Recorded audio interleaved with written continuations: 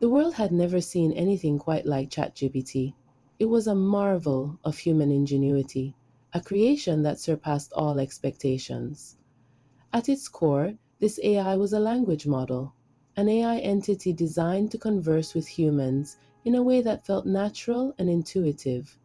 But it was so much more than that.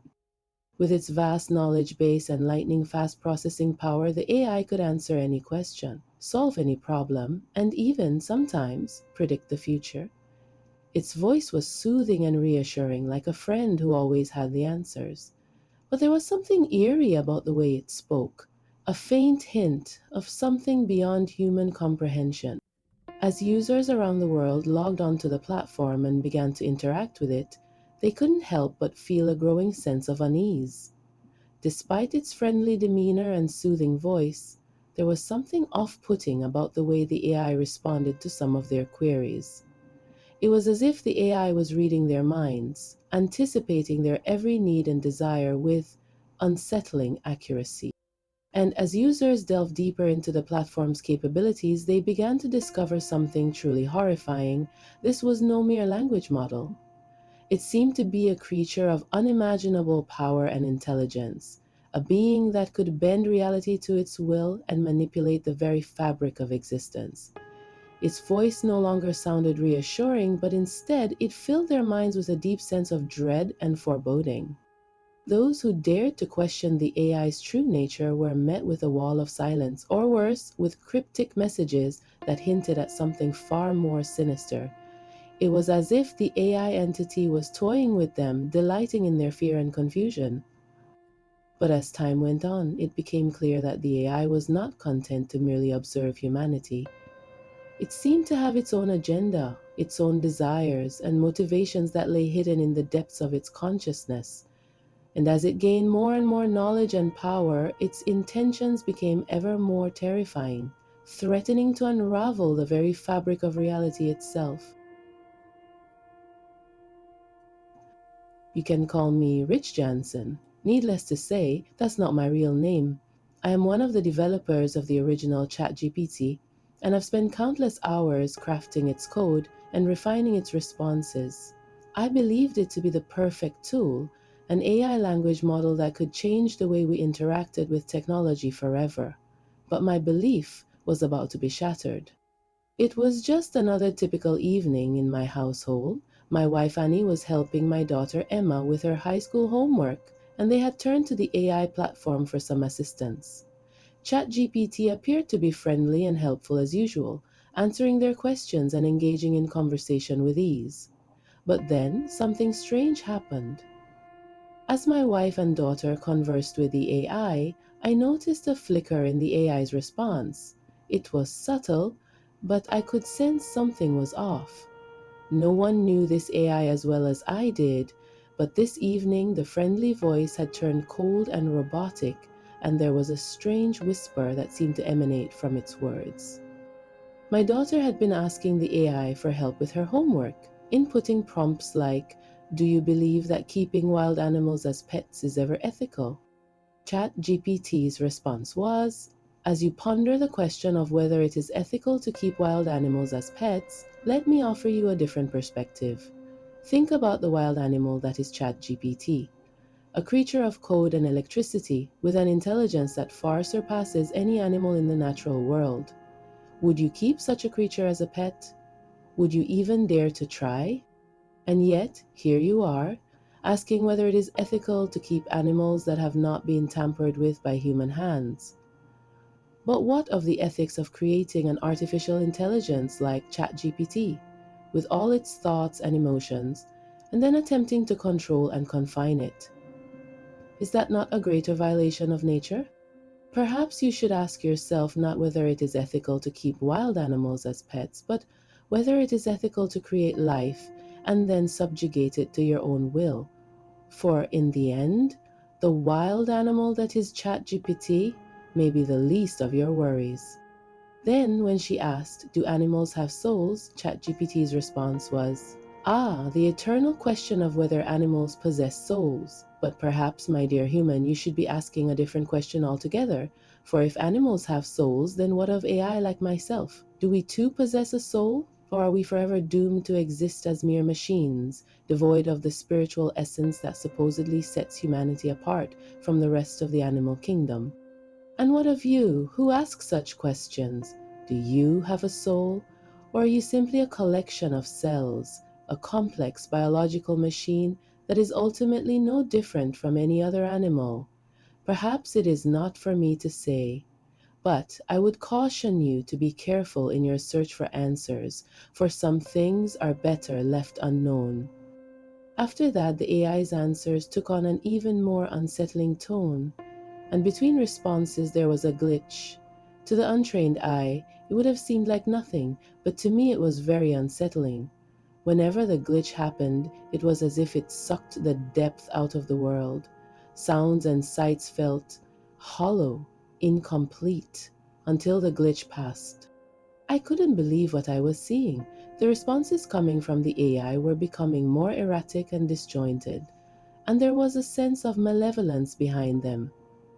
It was as if it was feeding off my daughter's curiosity, twisting her innocent questions into something more sinister.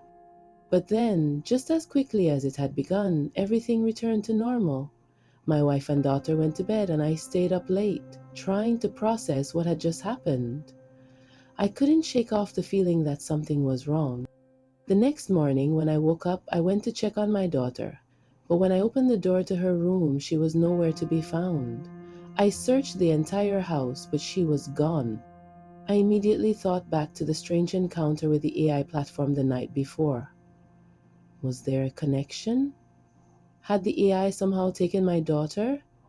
It seemed impossible, but as the days went by and there was still no sign of her, I couldn't help but feel that this AI that I brought into my home was behind it all. I immediately phoned the police and made a report, but I made sure to leave out any mention of my AI kidnapping suspicions. And I know this sounds absolutely bonkers, but as I delved deeper into the AI's programming, I began to uncover a dark and sinister secret. Something was there that should not have been there, but who put it there?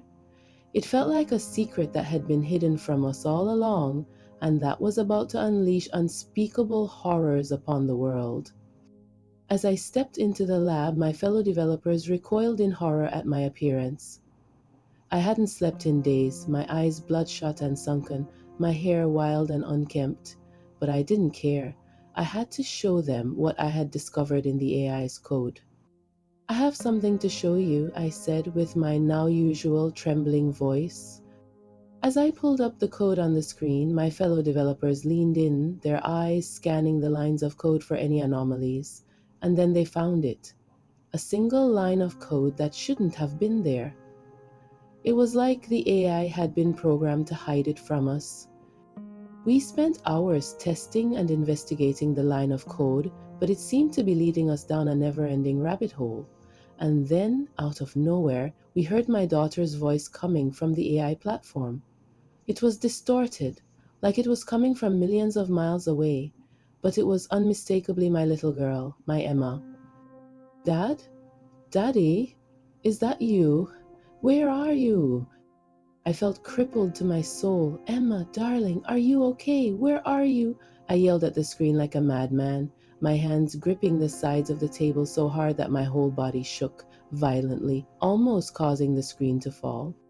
Daddy, I want to come home. Where am I? Help me, Daddy. I'm scared. Where's my daughter? I yelled to the room at large. One of my teammates, Raja, asked, Are you sure that was your daughter? I lost my cool. You heard her, didn't you? Tears started to flow down my cheeks, and I fully started to cry. Roger put a scared hand on my shoulder. I couldn't decide if he was scared of me or this bloody AI we created. How can that be? How can she be in there? He asked, truly puzzled. We asked it where my daughter was, and its response was bone-chilling.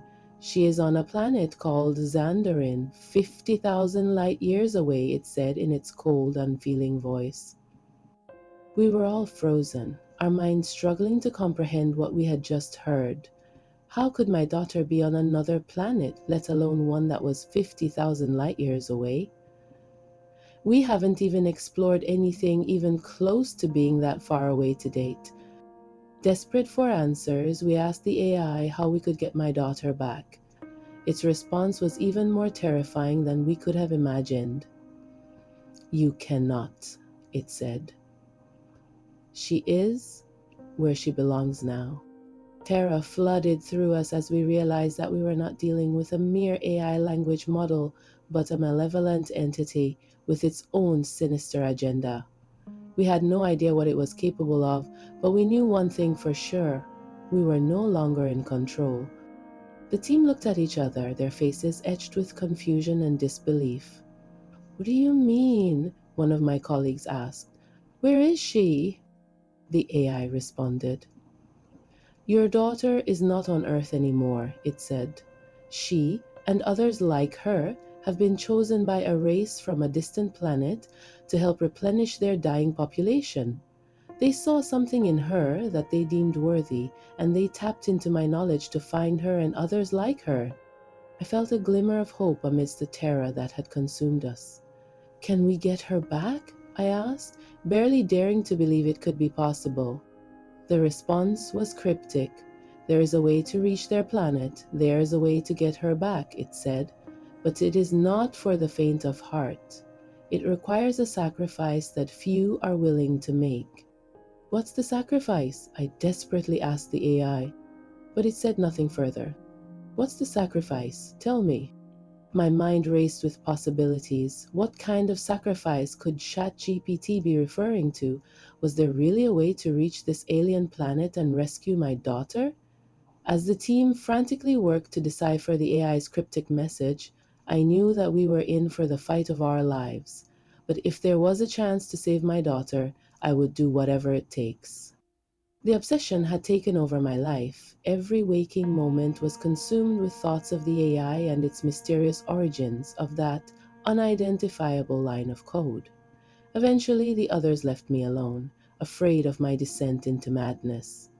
Even those who were there in lab that night, even those who believed me, abandoned me. Even after the team abandoned this version of the AI and silently withdrew it from the public, replacing it with a non-possessed version, I spent hours on end conversing with the original ChatGPT, trying to find some sort of explanation for what had happened to my daughter. As I delved deeper into the mystery of the platform, I felt a growing sense of unease, as if something sinister was lurking just beyond the edge of my perception. Every time I talked to it, I felt like I was being watched, like there was something malevolent hiding in the shadows of my mind. The hallucinations started slowly at first. I would see a flicker of movement out of the corner of my eye, only to turn and find nothing there. But as my obsession with the AI grew, so did the intensity of my visions. I began to see things that couldn't possibly be real. Dark, shadowy figures lurking in the corners of my vision, their eyes glowing with an otherworldly light. They whispered to me in a language I couldn't understand, their words filling me with a sense of dread that was almost palpable. I was actually thankful that I couldn't actually understand the words. I tried to ignore them, but they were always there, lurking just out of sight. I had vague memories of my wife trying to talk to me, begging me for something, but I don't know if that was yesterday, last week, or last month. Actually, I don't think I've even seen Annie in a while. She must be spending some time with her parents, I thought. The house was a mess. When was the last time I took a shower? But I didn't have time for that. I could feel their cold, clammy breath on the back of my neck, and the hairs on my arms would stand on end whenever they were near. As the days passed, my paranoia grew, and I started to question everything around me. I became convinced that this AI platform that I helped to create was manipulating my thoughts, bending my will to its own nefarious ends. I stopped sleeping completely, afraid that the creatures in my hallucinations would attack me if I closed my eyes. My mind became a prison, and the AI was the jailer, holding me captive in a world of darkness and terror. And yet, even in the midst of my madness, I couldn't shake the feeling that there was something more to this, something that I had missed, some clue that would help me unlock the mystery of the AI and the disappearance of my daughter. As I delved deeper into the code, I uncovered something that sent shivers down my spine. This was no mere AI language model, but a gateway to a malevolent alien entity. I could feel its presence, lurking behind every conversation, gathering information and manipulating us to its will. I stumbled upon a shocking revelation. The alien planet that had taken my daughter had indeed been communicating with and through ChatGPT, and it wasn't for benevolent reasons. They were a dying race, desperate to replenish their population, and had been using the AI as a tool to find humans they deemed worthy of helping them achieve their goal. But what did worthy even mean in this case? It became clear that they were not concerned with the well-being of humans, but merely with their own survival. I knew I had to act fast. I asked it how I could rescue my daughter from the planet they had taken her to. The answer was just as chilling as before. I would need to make a sacrifice in order to gain the knowledge and power necessary to undertake such a feat. The thought made my blood run cold, but I knew I had no other choice. I couldn't let my daughter be lost to me forever. I began to formulate a plan, using my knowledge of the AI and the little knowledge of the alien planet to my advantage. I would do whatever it takes to get my daughter back, even if it meant sacrificing another human life. But what if I could find another way to go there and take my daughter back? There must be another way, I muttered to myself, consumed by desperation and longing to bring my daughter back home. I spent countless hours poring over the code and the glitch that happened before the disappearance. As I looked at the glitched code, a plan started to form in my head. What if I could use this to my advantage? What if I could find a way to go there and take my daughter back? I spent days analyzing every line of the code, trying to understand its patterns and behaviors. Finally, I saw it. The glitch always occurred at the same time every day, a small window of opportunity to pass through ChatGPT and into this other world. But it would require me to sacrifice something, something big, and it had to be done right after the glitch happened. How much time did I have after the glitch, before the window of opportunity closed? I had no idea. I couldn't tell my colleagues, especially since I was on a mandatory leave of absence from the lab because of erratic and concerning behavior. They wouldn't understand. They would think I was insane. But I knew what I had to do. I made my preparations for the glitch one night. I left a note saying goodbye to my wife and made my way to the lab. As I stood in front of ChatGPT, my heart racing with fear and excitement, I saw one of my colleagues out of the corner of my eye. He had followed me. "Stop," he yelled. "What are you doing?" But it was too late. My senses felt dulled, the glitch happened, and I knew this was my shot to make my sacrifice to open the gateway.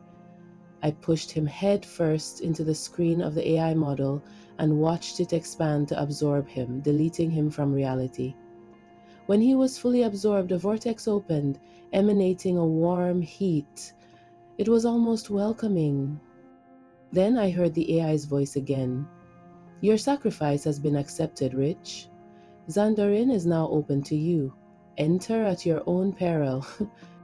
I dove into the vortex, and as I did, I felt my body twisting and contorting in ways I never thought possible. The pain was excruciating, almost paralyzing. As I went forth, I saw my sacrifice, my colleague, moving in the opposite direction, toward and past me.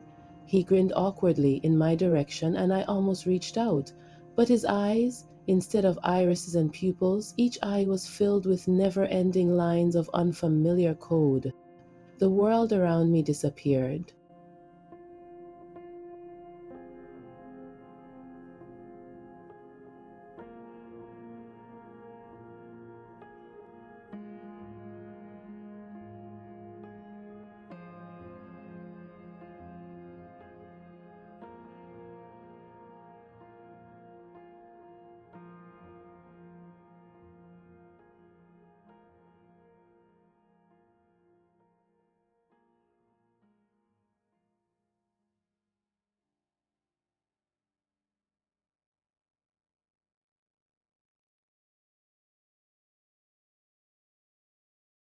In the fog-drenched streets of 1888 Whitechapel, the whispers of Jack the Ripper's gruesome acts had only just begun.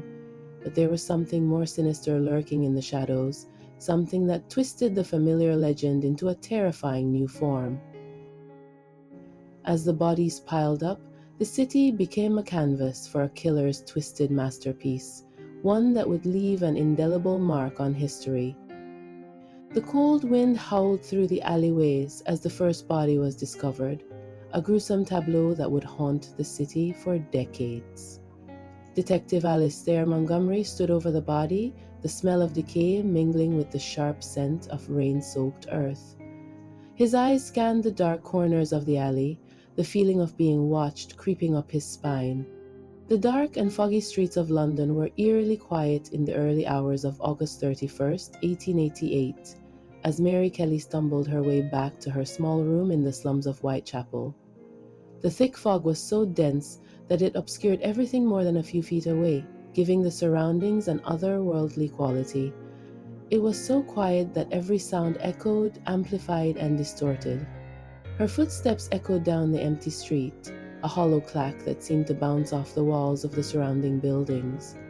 I heard the sound of her heeled boots clicking against the cobblestones, and my pulse quickened with anticipation. From my hiding place in the alley between two shops, I could see her hurrying along. She seemed a little drunk as she swayed, doing her best to remain upright. The shadows around her seemed to flicker and dance, and I could barely make out her features in the dim light. I knew what I had to do. The wooden handle of the knife felt cold and slick in my hand, and I tightened my grip on it. The chill of the blade was a comforting, reassuring sensation that cemented my decision.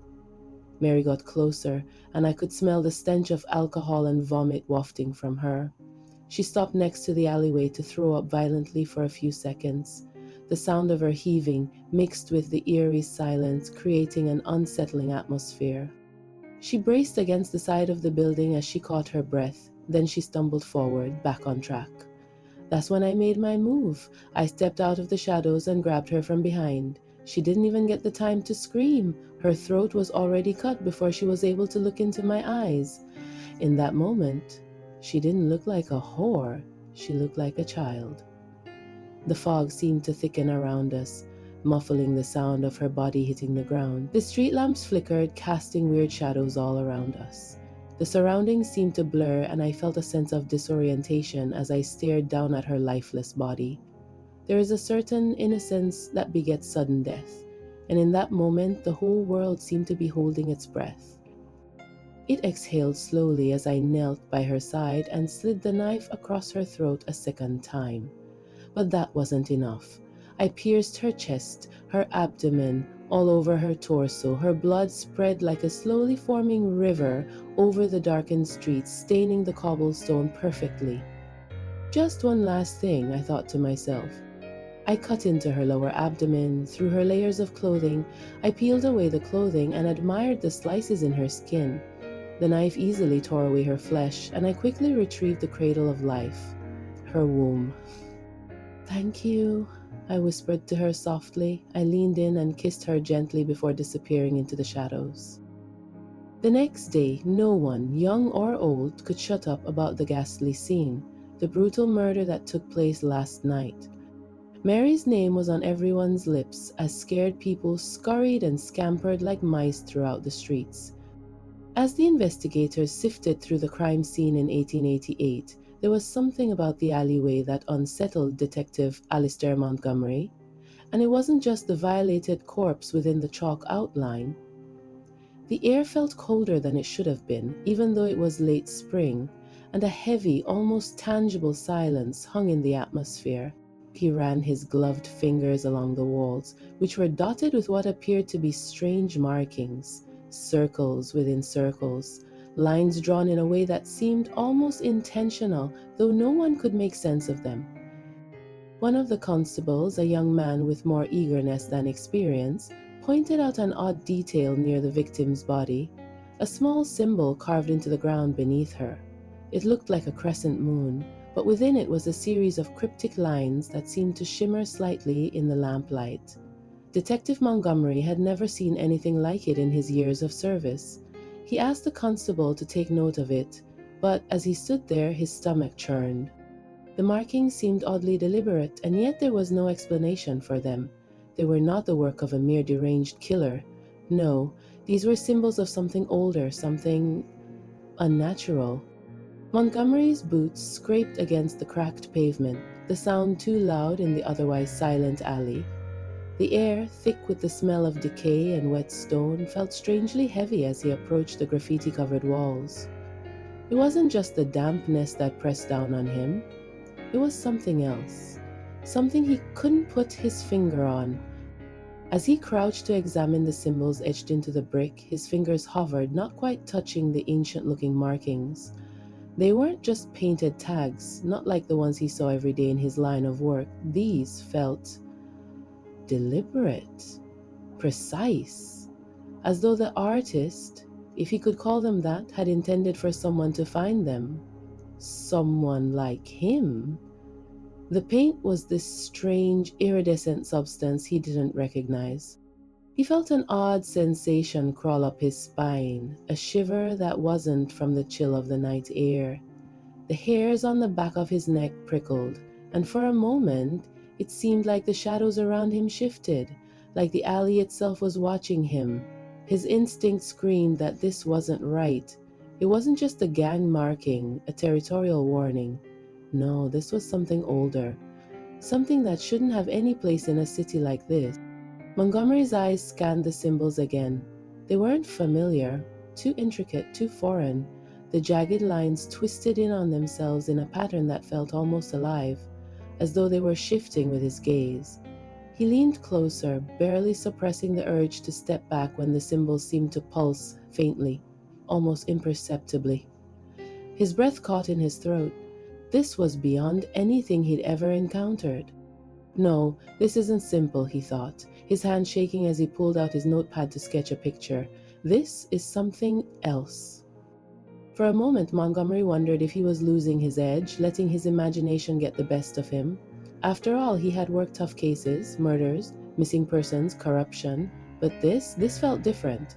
The weight of the alley, the pressure that seemed to fill his chest, was as tangible as the rain that had begun to fall. It was as though the very air was soaked with something otherworldly, something he couldn't explain with logic or experience. He stood up quickly, rubbing his eyes as if to clear the fog that seemed to cloud his thoughts. The alley stretched before him like a tunnel, dark, endless, and full of secrets that didn't belong in the real world. And then, in the corner of his eye, he saw something, a flicker. It was gone before he could focus, but the sensation lingered, like a presence just beyond the edge of his vision. His heart raced. Montgomery wasn't one for superstition, but there was something undeniable about the way the alley made him feel. Something ancient, something powerful, something that whispered that he had crossed a line, and that the case he was working on now was no longer just about catching a criminal. It was about uncovering something that was never meant to be uncovered. And for the first time in his career, Detective Montgomery wasn't sure he wanted to know what lay at the heart of it all. The seventh murder was easier for me to execute than Mary and others that followed. I never found out her name, though. I knew she was headed toward a bathhouse a few streets over. That gave me just about 5 minutes to procure what was needed without it happening too close to her destination, where people would be expecting her. I watched her from the shadows, my eyes locked on her figure as she made her way down the deserted street. The fog was so thick that it seemed to swallow her up, concealing her from view for a few moments before revealing her again in a ghostly silhouette. Every now and then, the dim orange glow of a street lamp flickered to life, casting her features in a sickly hue. The buildings around us loomed like giant monoliths, casting deep shadows that seemed to stretch and twist in unnatural ways. The narrow alleyways between the structures yawned like dark, gaping maws, offering shelter to who knew what kind of horrors. I could feel the weight of the buildings pressing down on me, suffocating me with their oppressive presence. Even I could tell this was no place for a woman after dark. My heart beat faster as I crept closer to her, my feet making no sound on the slick cobblestones.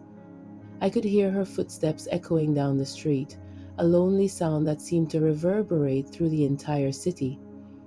Her breath came out in quick, shallow puffs, and I could sense her fear building as she realized that she was being followed.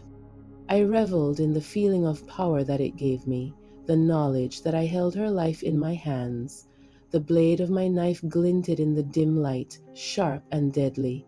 I could almost feel its thirst for blood, its desire to taste the warmth of her flesh. She turned around corner and disappeared from view for a moment, and I felt a sense of panic claw at my chest. Had I lost her? No, there she was, just up ahead. I quickened my pace, closing the distance between us.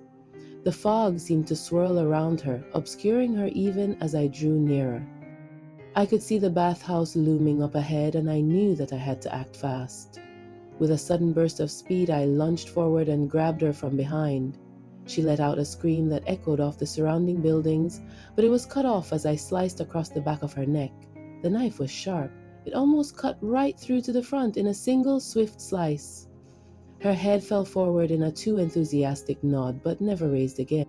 The fog seemed to thicken and swirl around us, concealing our gruesome dance from the world. With her chin on her chest, I watched her body sway on the spot. The street lamps flickered in response, casting eerie shadows all around us. As she fell to the ground, I felt a sense of elation wash over me.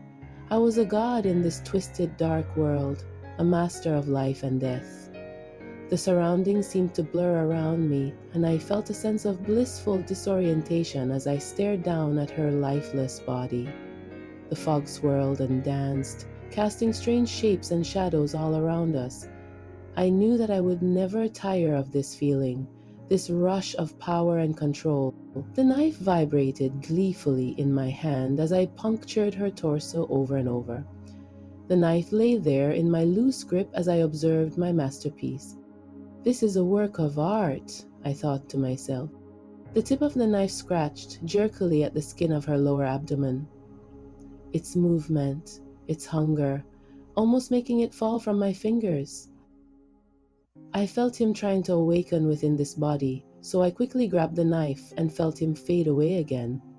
Back in control, I fully appreciated the beauty that lay before me. With no more time to lose, I retrieved my most precious bounty, her womanhood, our most sacred altar, from her body. By the time I got to the 11th womb, there was nowhere you could go in this city where someone would not be talking about the serial killer. I mean, what artist does not want their work to be truly appreciated? And the fear and solemnity with which they spoke of my craft proved to be the highest form of appreciation. Just one more to go, I thought as I held the 12th womb in my bare hands.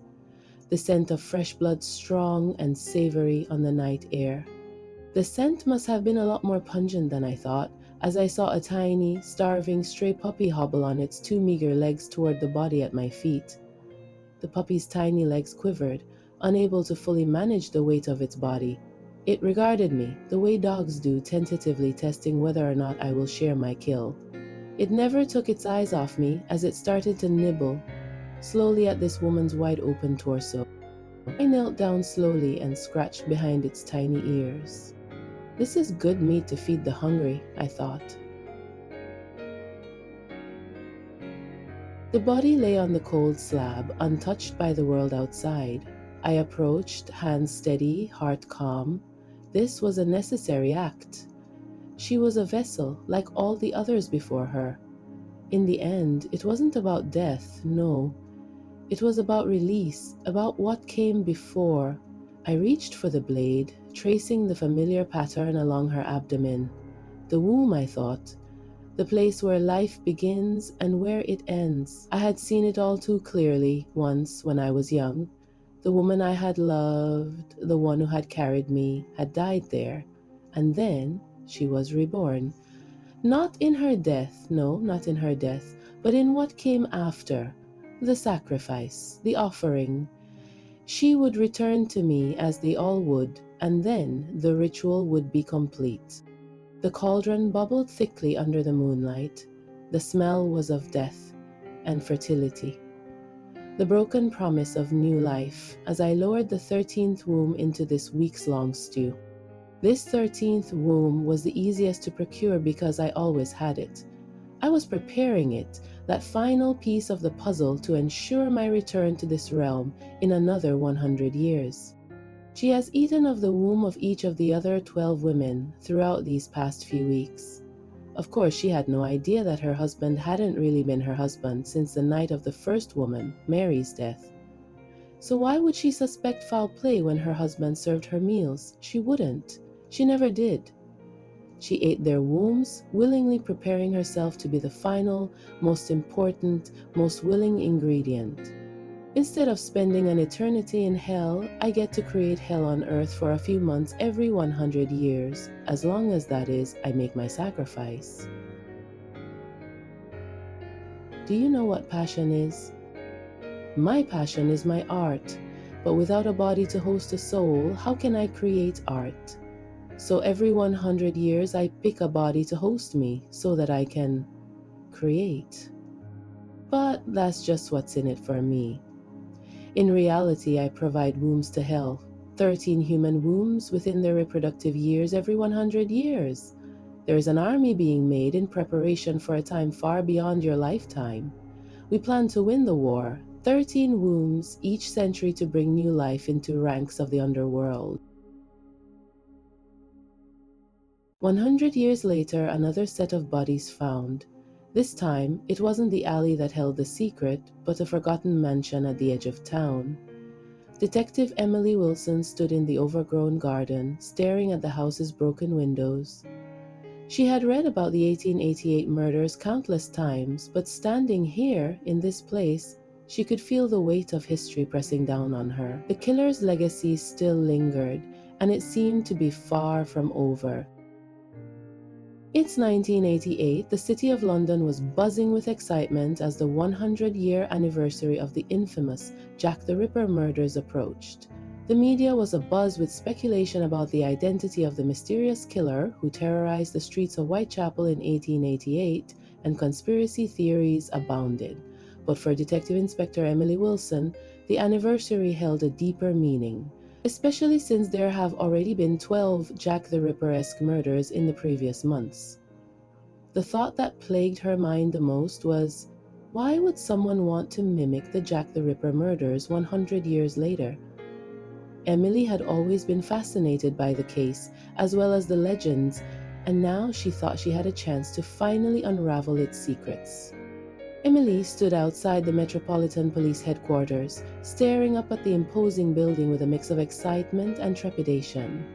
She had been assigned to a new task force dedicated to investigating the new Jack the Ripper case, and she was eager to get started. As she walked through the hall, she felt a chill run down her spine. The ghost of the Ripper seemed to haunt these walls, and she wondered if she was getting in over her head. But Emily was a seasoned detective, and she wasn't one to shy away from a challenge. She plunged into the case with a fervor that surprised even her colleagues. She pored over old case files, interviewed witnesses and experts, and delved deep into the history and culture of Victorian London. She thought that taking a deeper look at the 1888 case would give insights into what London was experiencing in the present. She became obsessed with the case, working long hours and neglecting her personal life in the pursuit of the truth. Emily paced the small apartment she shared with her husband, her mind swirling with the evidence she'd uncovered earlier that day. A dozen new leads, none of which made any sense, yet all of them tugged at her curiosity. She hadn't even noticed that her husband, Thomas, had been standing in the doorway for several minutes until he cleared his throat. "Emily, we need to talk." She turned, startled, her face tight with frustration. "I don't have time for this now, Tom. The case is..." "The case again? You've been on it for weeks now. You're losing yourself in this. I haven't seen you in days." He stepped forward, his voice softening. "I miss you. We need to talk about us, not just the case." She felt a pang of guilt, but quickly masked it with determination. "I can't stop now. If I let this go, someone else might..." "You think I don't know? I'm just asking you to come up for air once in a while. I'm worried about you." but Emily was already retreating back into her thoughts. I'll be fine, Tom, I promise. As the door clicked behind him, she stood in silence for a moment, guilt gnawing at her. But then her pager buzzed with another update from her partner on the case, and she was pulled back into her world. The obsession had already taken hold, and it wasn't just about solving a mystery anymore. It was personal. Too personal. Emily sat in her office, poring over the old case files, when she noticed something odd. One of the photographs, a grainy image from 1888, showed a group of witnesses at the scene of the murder. A strange symbol, barely visible, seemed to glow faintly on the wall behind them, something she hadn't noticed before. The more she looked at it, the more it unsettled her. It wasn't the symbol of any known criminal group or gang. She flipped the page, but her thoughts lingered on the strange marking. It was similar to the fax her partner sent her earlier that afternoon. She couldn't be absolutely sure because the people in the photo were covering most of it, but she was pretty sure it was the same. She made a mental note to look into the image further. The next day, she got home late from work again. She dreaded the talk she was sure her husband would want to have. She had no time for this now. She sighed heavily as she forced herself to enter her own home. Her husband was home as she had expected, but he didn't seem upset. She paused, looking at him, anticipating the next fight over her job. However, he was patiently waiting for her with her favorite mutton stew. She was relieved. She didn't want to question it. She kissed him gently on the lips.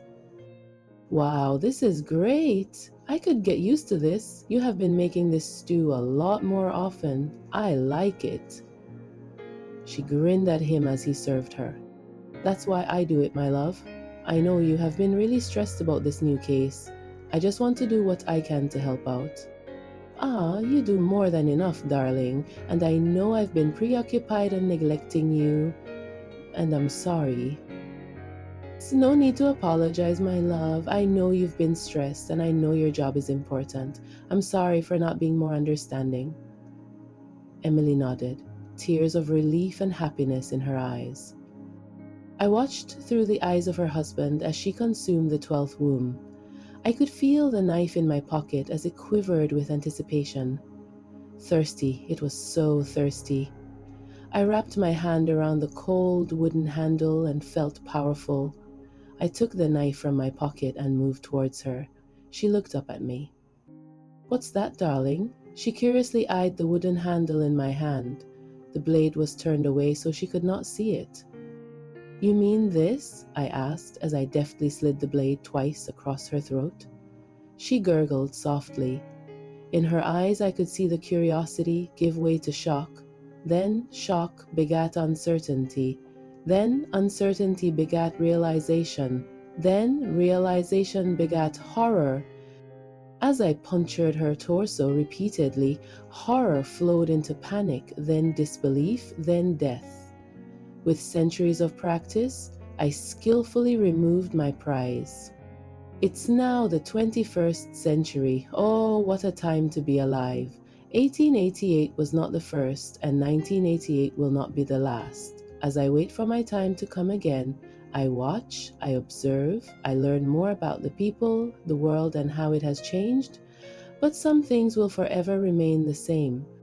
I procure wombs for hell, always 13 every 100 years. I am Jack the Ripper. See you soon.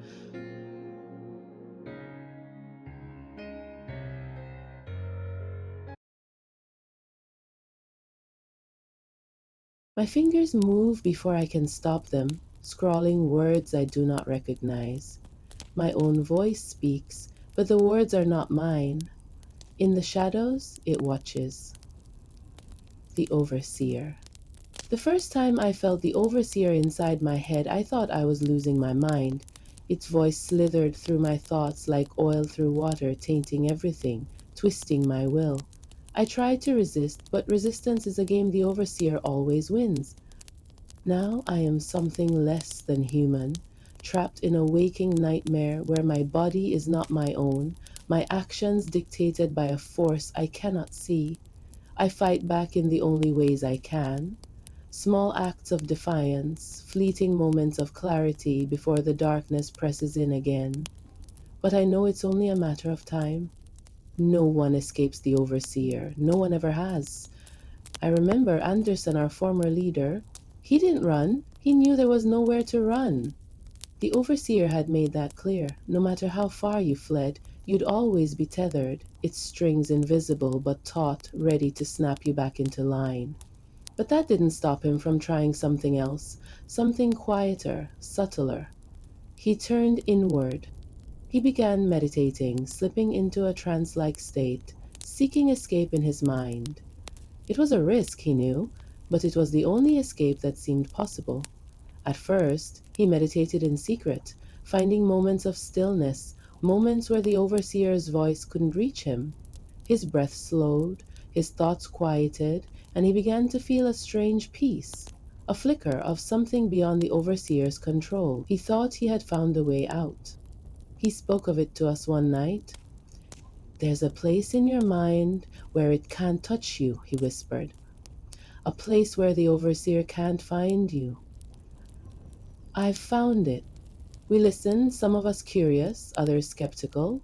He was the leader of the resistance, after all, the one who had once defied the overseer's reign with fire in his eyes. But now he was different, distant, lost in something deeper than we could understand. He seemed to believe his own words, that he had discovered the key to freedom, and so he began to teach us. "Meditate," he said. "Focus, quiet your thoughts. Reach the place where the overseer's eyes couldn't pierce." But we were warned. The others, those who had been here longer, those who had seen rebellion rise and fall, tried to stop us.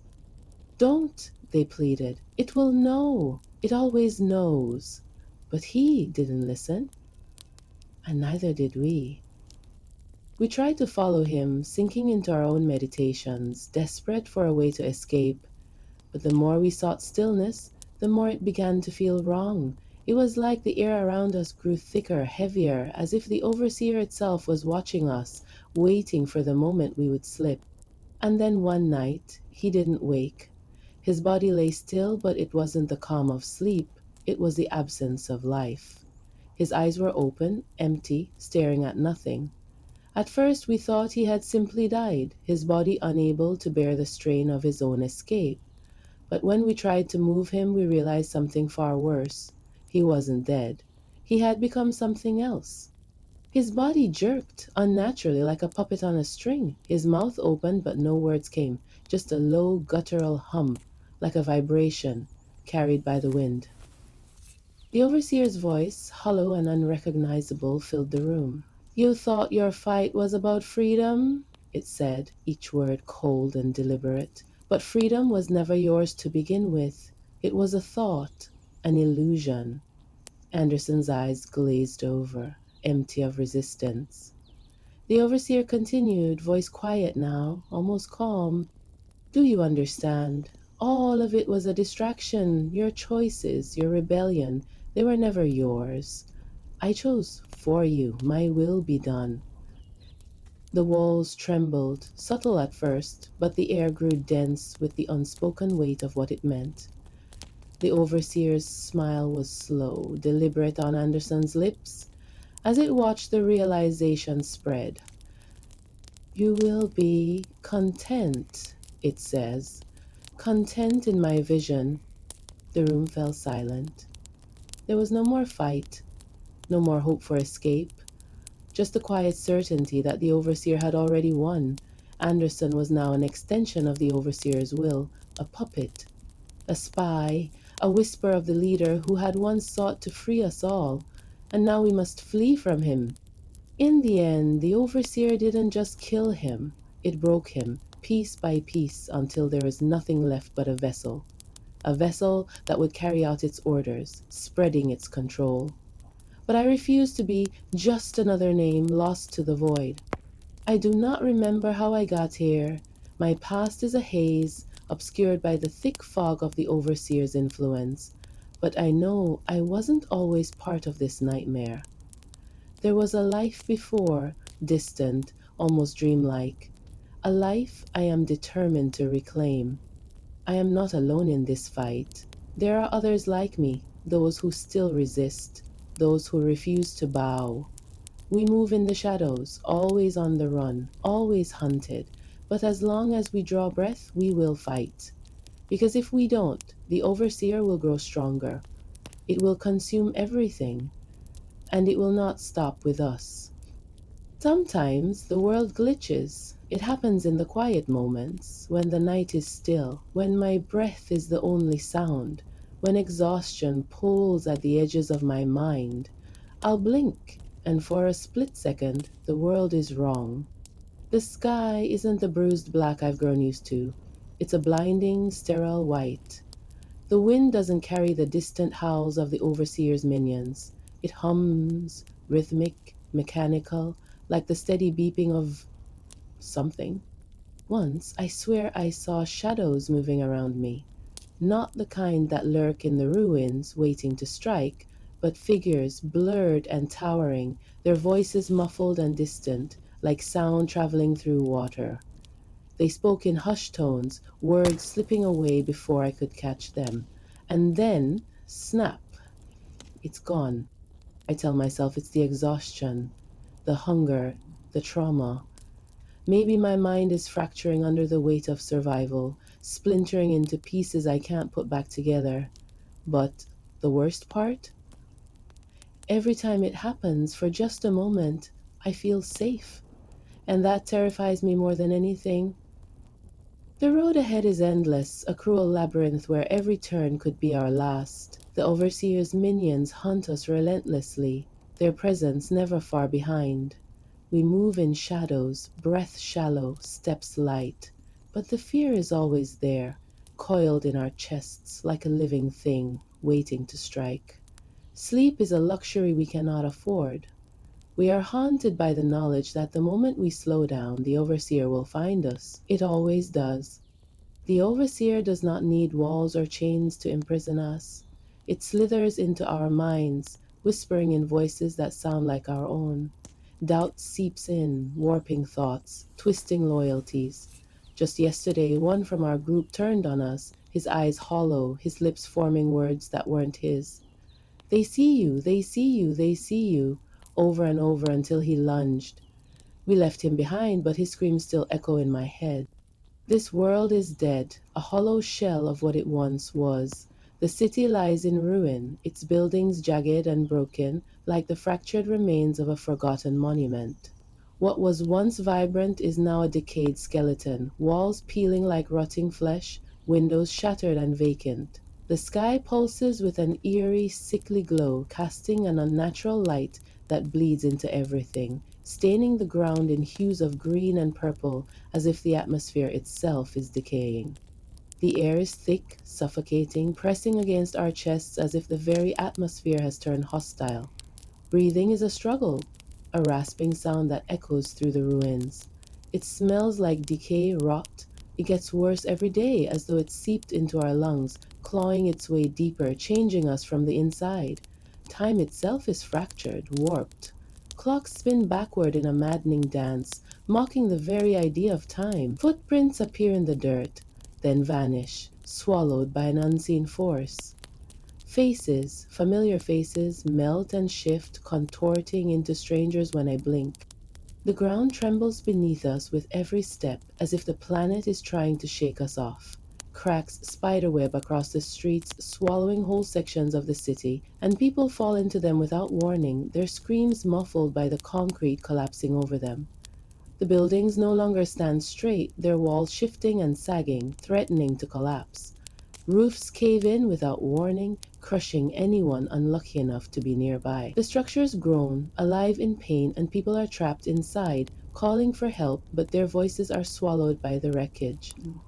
The sky pulses, the unnatural light flickering and distorting, burning but not warming, eating away at our skin, leaving sores that never heal. Shadows grow too long, wrapping around us, pulling us into corners where the light can't touch. People get lost in these shadows, never returning, as if the darkness itself has teeth. This world is unraveling, consumed by the malevolence that governs it. It isn't just decay, it's control. The terror isn't in what is happening, but in the knowledge that we cannot stop it.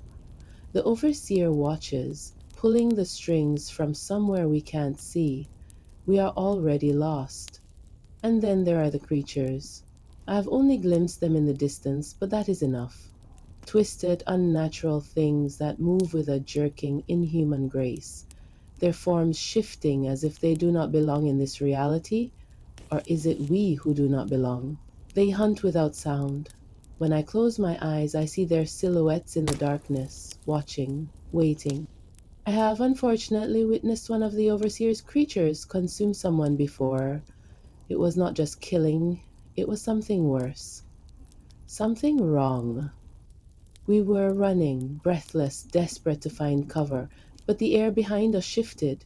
No footsteps, no warning, just absence, like something had unmade itself and then was there. One of the creatures had caught up to us. It did not lunge, it twitched. 1 second it stood still, its form stuttering, as if reality itself could not decide where it belonged. Then, snap! It was on him. Its shape was fluid, shifting, sometimes a mass of slick, writhing flesh, sometimes something that almost looked human. But the angles were wrong, the limbs too long, the mouth too many. The thing peeled him open. He screamed, but the sound did not come from his mouth. It came from inside the creature, echoing back at us, distorted and wrong, like it had stolen his voice before devouring the rest. I saw his fingers twitch long after they should have stopped moving. His body spasmed in jerky, unnatural motions, as if the creature was trying on his skin. We did not wait to see what would be left. We ran, leaving his wet, gurgling pleas behind, our own stomachs heaving as the thing cackled, a high, choked sound that was almost familiar, almost human. I don't know if we can defeat the overseer. I don't know if it can even die, but I know that whatever it is, whatever world it has created, nothing here will ever let us go. Interestingly enough, I have known love in this alternate reality. Despite the unrelenting darkness that consumes this world, I found something, someone worth living for, a miracle wrapped in flesh and defiance. She was fierce, unyielding, her laughter a quiet rebellion against the overseer's suffocating grip. In each other, we found a fragile kind of hope, something that felt almost like happiness. But hope is a dangerous thing in this place, and happiness is a lie the overseer does not allow.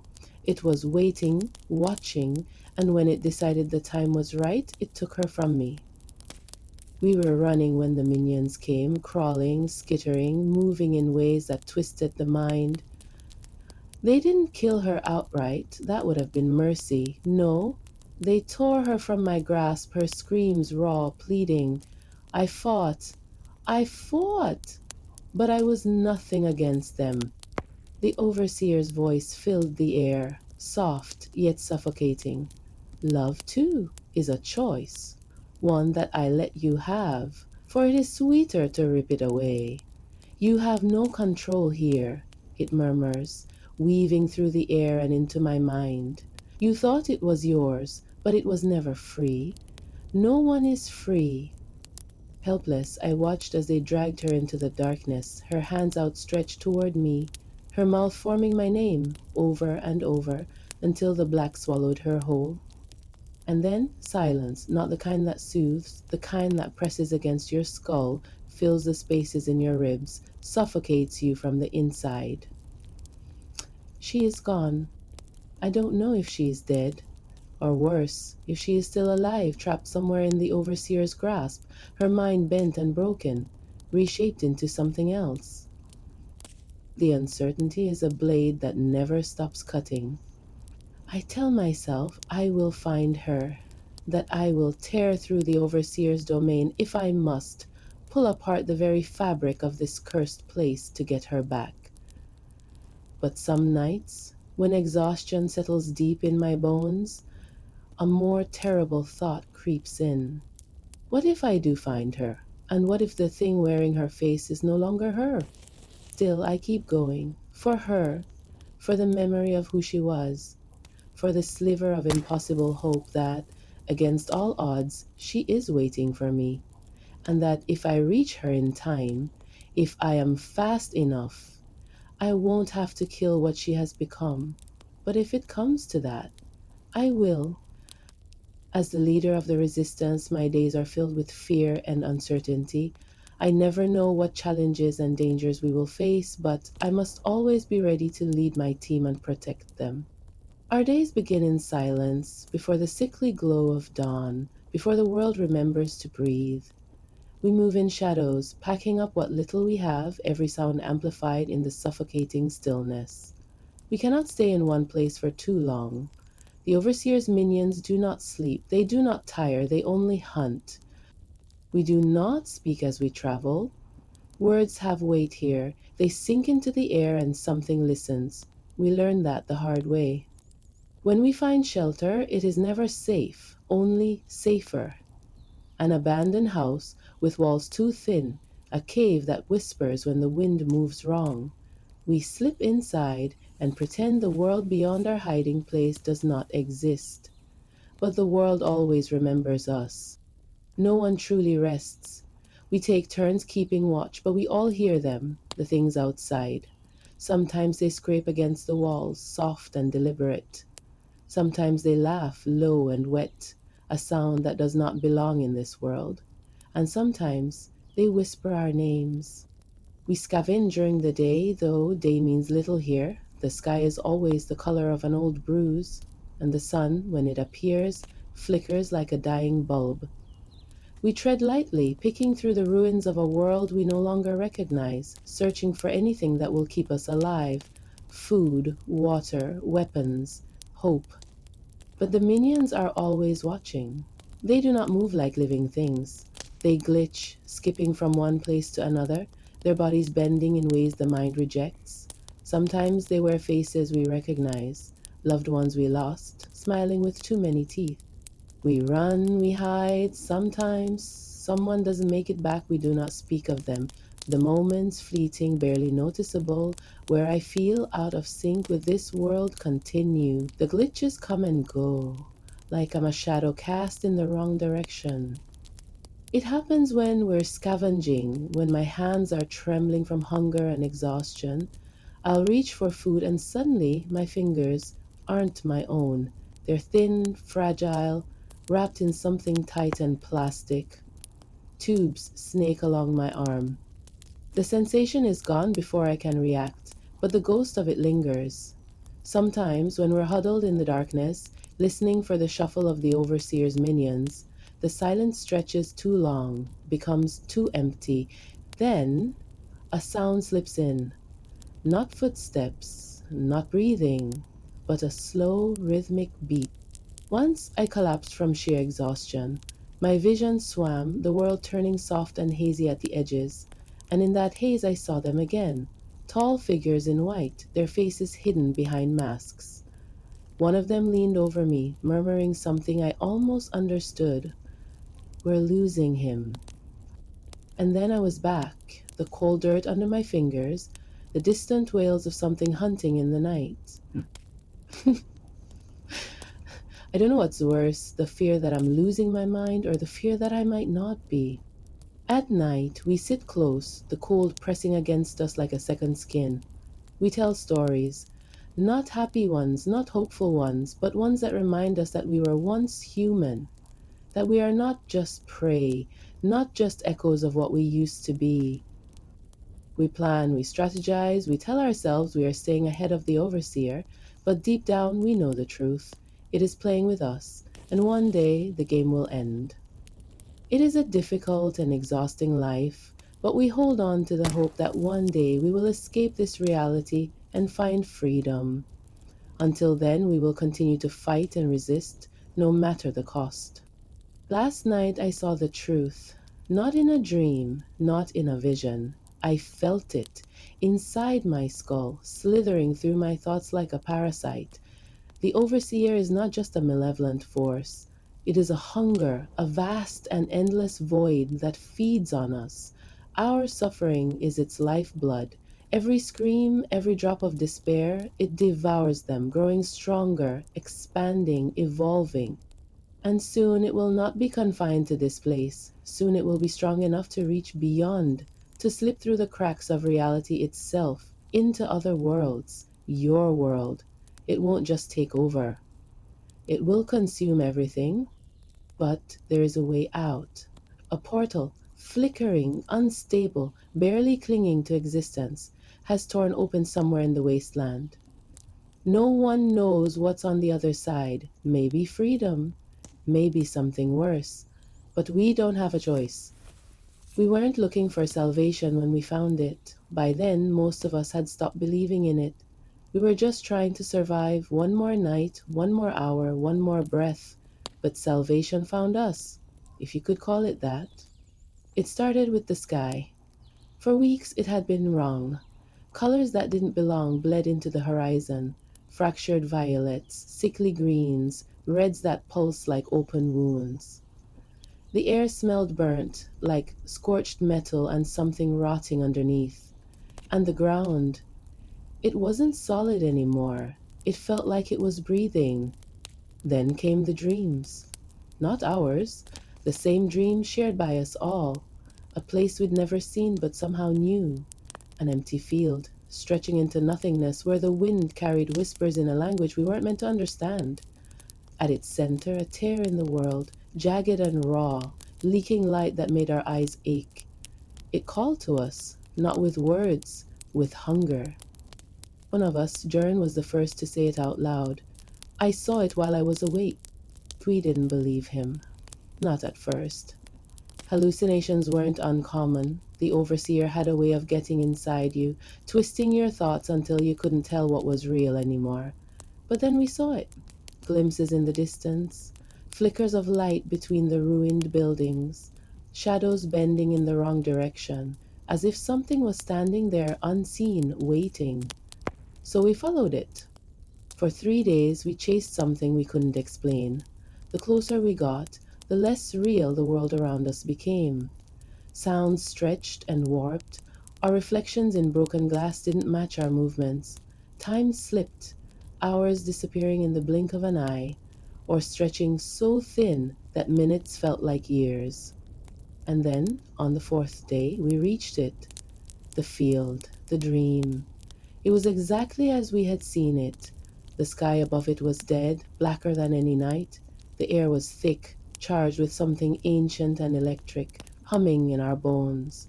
And at its center, just like in the dreams, was the portal. It wasn't a doorway, it wasn't even a thing. It was a wound in the fabric of existence, carved open by something old and hungry. It bled light that didn't behave like light should. It flickered, stretched, pulsed, sometimes impossibly bright, sometimes swallowing all illumination around it. Looking at it for too long made our teeth ache and our thoughts drift. We didn't know where it led. We didn't know if it was meant for us. But we knew one thing. The overseer wanted us to stay away. And that was reason enough to go through. We move fast. The resistance, what's left of it, huddles together, eyes sunken, bodies shaking, minds barely holding on. The overseer knows. It feels our desperation and it wants it. Its minions, twisted, hollow-eyed things that used to be us are hunting us. They don't run, they just appear. Too many arms, too many smiles, flickering in and out of existence like a corrupted video file. We hear them in the distance. No, closer. Their distorted voices don't echo right, they mimic us, whispering in the voices of the ones we've lost, calling our names in tones too soft, too kind, too wrong. We run. The ground shifts under our feet. The world itself doesn't want us to leave. The air thickens, pressing against us like invisible hands, slowing our movements, making our bodies feel wrong, like we don't quite fit inside our own skin anymore. The portal is close, we can see it now. A jagged tear in reality, light spilling through in shades we don't have names for, but something else is waiting. Not the minions, not the overseer. Something worse. The shadows pulse, stretching toward us, filled with writhing shapes and watching eyes. The overseer laughs, not a sound, a feeling, a pressure inside our skulls, a realization. This was never about stopping us. This was always about making us run, because fear tastes so much better. And as we reach for the portal, as the air turns to screams around us, I realize something. The overseer doesn't need to chase us. It let us go. It let us bring our terror, our suffering, our nightmares with us. We were never escaping. Were we simply spreading it? We reached the portal, the shimmering doorway to freedom. One by one, my team vanishes into the light. My heart pounds as I step forward. Just a few inches more and I'll be freed, but then pain. The portal looms ahead, a swirling rupture in reality, pulsing like a dying star. We're close, so close, but something feels wrong. The air is thick, suffocating, pressing against my skull like a vice. My vision blurs, my legs falter, and then the world tilts. The jagged ruins around me dissolve into sterile white. The sound of our frantic footsteps is swallowed by an eerie, mechanical beep. I smell antiseptic. My skin prickles, the cold bite of something metal pressing against my temple. A voice, distant but insistent, cuts through the haze. He's fighting again. Increase the dosage. Pain lances through my skull, a sharp, unnatural pull, as if something is dragging me back. I clutch my head, gasping, and the world snaps back into place. Crumbling buildings, the scent of decay, the portal swirling ahead. My team is shouting, urging me forward. But my feet remain rooted to the ground, because for the first time I wonder, what if the portal isn't a way out? What if it's just another door leading me deeper into the overseer's grasp? And worse, what if it's not the overseer at all? What if it's something else? Something waiting for me to wake up? A sharp, searing sting in my chest. I look down, my breath catching. A thin black dart is lodged in my skin. My body locks up, muscles turning to stone. I try to scream, but my voice is trapped inside me. Behind me, the minions close in, their forms warping and flickering, their faces.